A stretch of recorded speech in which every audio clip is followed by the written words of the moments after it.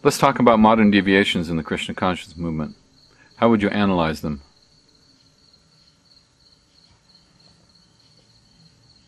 Right now there's 3 deviant groups,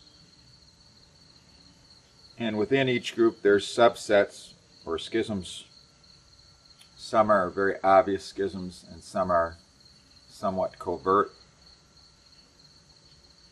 The first deviation was the first transformation, which took place in its culmination. It already had momentum while Prabhupada was still present. But its culmination, when this first transformation took place in full, was in the spring of 1978. That's what we call, in the Vaishnava Foundation, we call the first deviation, or the first transformation. We call it the fabricated so-called ISKCON, and you put quotation marks around the acronym ISKCON. This deviation had many components to it, but the primary component by far was the false allegation that Prabhupada had appointed 11 gurus. He never did appoint 11 gurus at any time.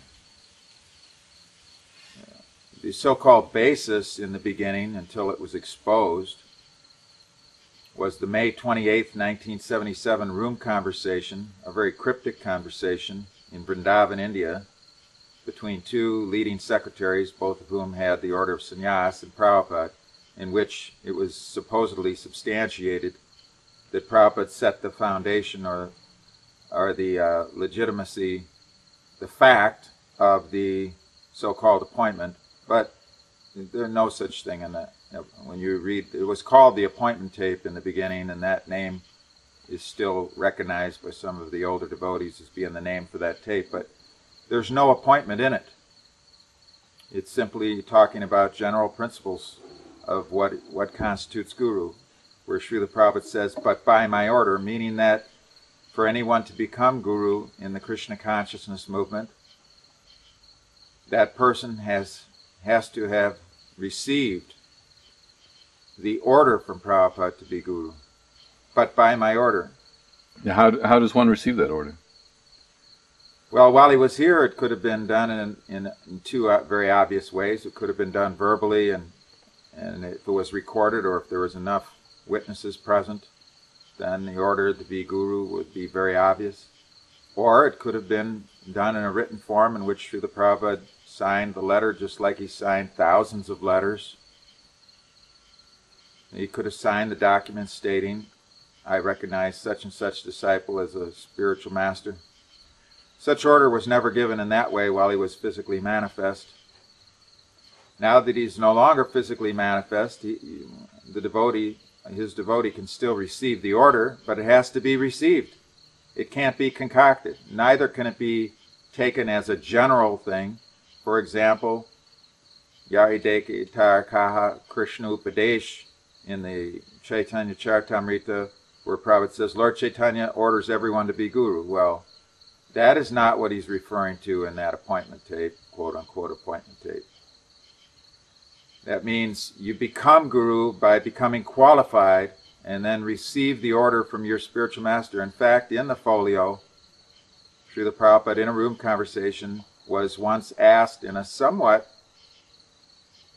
little bit of a challenging way, but even the question itself had an intrinsic challenge to it, that how did you become guru? And Prabhupada was very abrupt about it, but he did say, he didn't like the question. That was clear when you read the transcript, but he did say that my guru ordered me. So this is the standard set, and it makes total sense that this is the standard, namely that you cannot become a Diksha guru, an initiating spiritual master, until you receive the order of your spiritual master. Now, in Prabhupada no longer being physically manifest,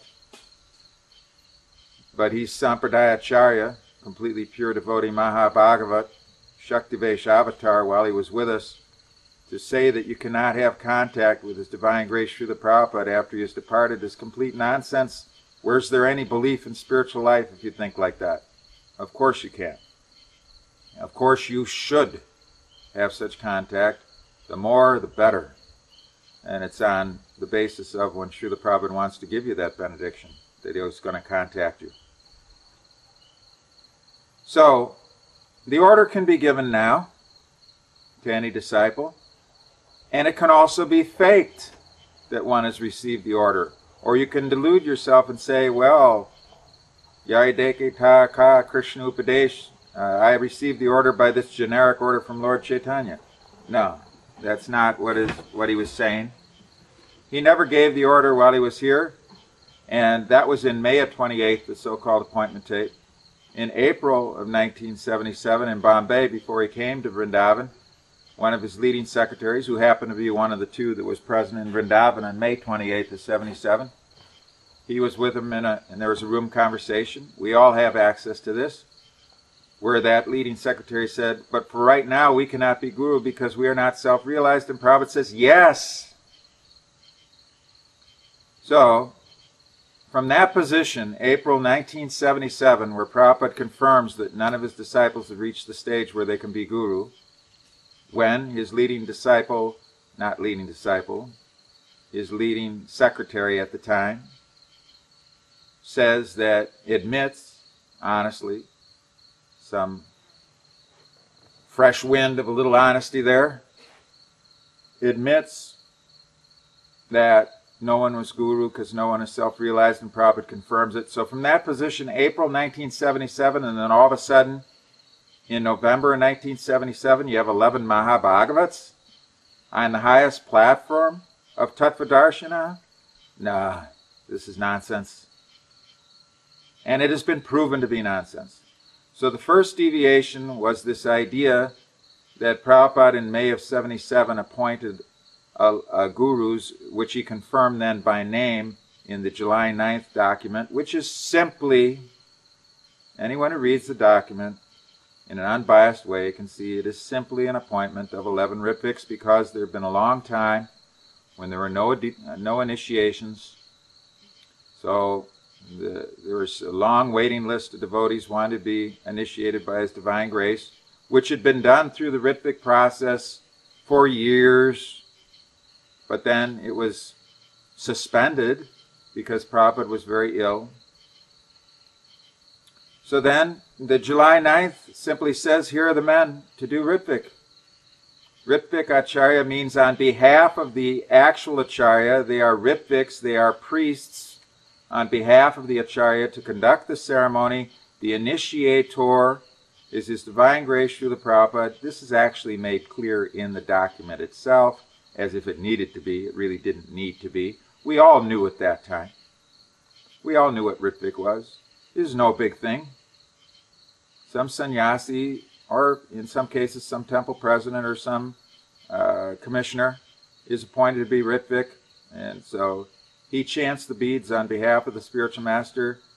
It's just a technicality, because the spiritual master has a worldwide international movement. For him to have to, all right, I have a disciple now in New Orleans, I'm here in India, I need to fly all the way to New Orleans to give the initiation. No. You let a Ritvik do it. So the first deviation was this idea that Prabhupada appointed gurus, and then this got embellished in a big way by that they had to be Mahabhagavats. Mat Guru Si Jagaguru, we know where that came from. So they had to be now these so-called gurus who were never as such recognized as gurus. Maybe they were recognized as being powerful leading secretaries, sannyasis, things of that. But that's not spiritual master tattva-darsinah. Tad viddhi pranipatena pariprasnena sevaya. Upadeksyanti te jnanam jnaninas tattva-darsinah. Tad viddhi, if you want to learn the process, the viddhi, the things to do, in order to unfold the bhakti lata bij, which you will receive from the guru at the time of initiation, that's a plan. The bij is a plan that needs to be unfolded in a very deliberate, perfect way.